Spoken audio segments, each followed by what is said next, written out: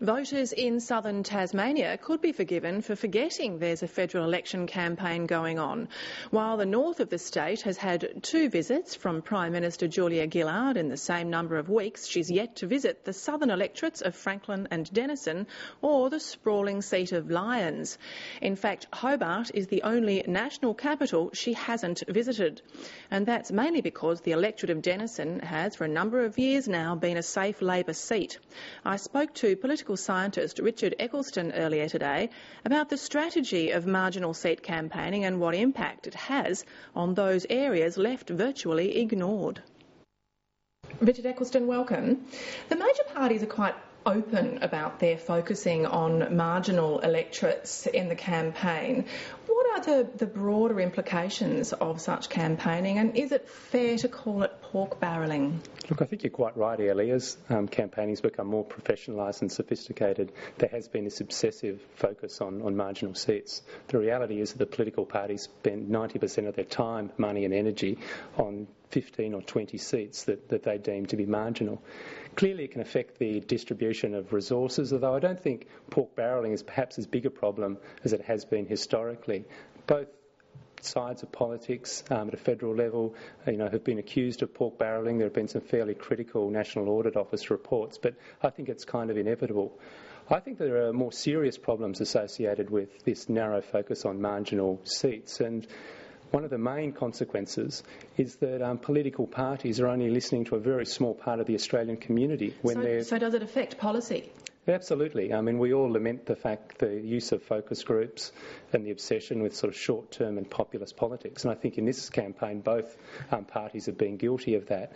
The reality is not only is it driven by focus groups, but they're very particular groups, basically constituents drawn from a handful of electorates in Western Sydney and Queensland. And even then, it's really only the swinging voters that are listened to. Australia's unusual in Western democracies in that voting is compulsory.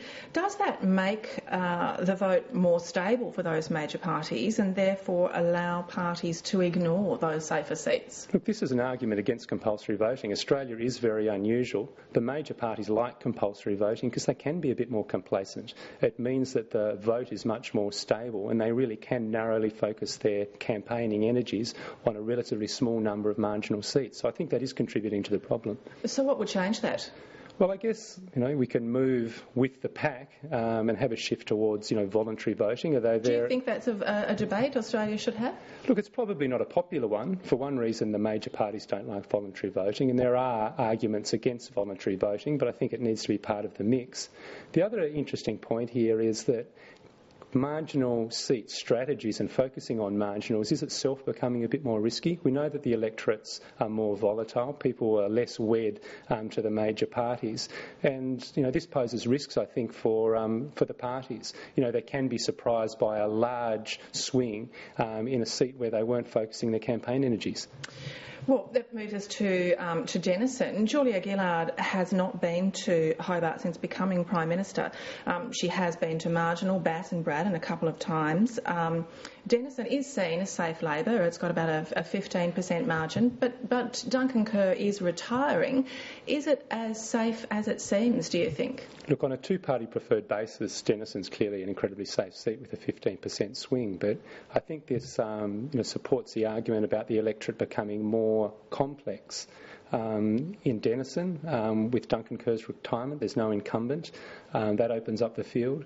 The Greens obviously poll very, very well in Denison, and probably the highest profile candidate's independent Andrew Wilkie. And where you've got at least 4 candidates polling above 10% of the vote, anything can happen. There can be surprises. This is how independents have been elected to the House of Representatives in Australia. It's where independents, minor candidates have managed to get their nose in front into second position and displace one of the majors, and then it really goes down to the flow of preferences. So I think there's a possibility of a surprise in Denison, but not a likelihood.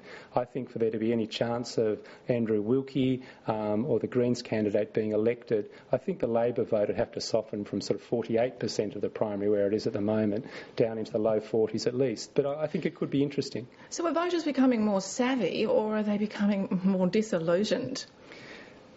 I think you've got both dynamics playing out.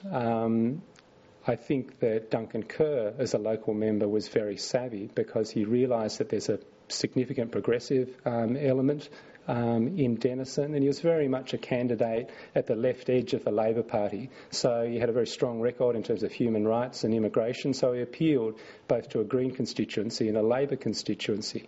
I think that it'll be interesting to see how voters in Denison cast their votes in terms of support for the Greens, for Andrew Wilkie, and just exactly how those preferences flow. I think it'll be very interesting. That's all we've got time for. Richard Eccleston, thank you. Thank you.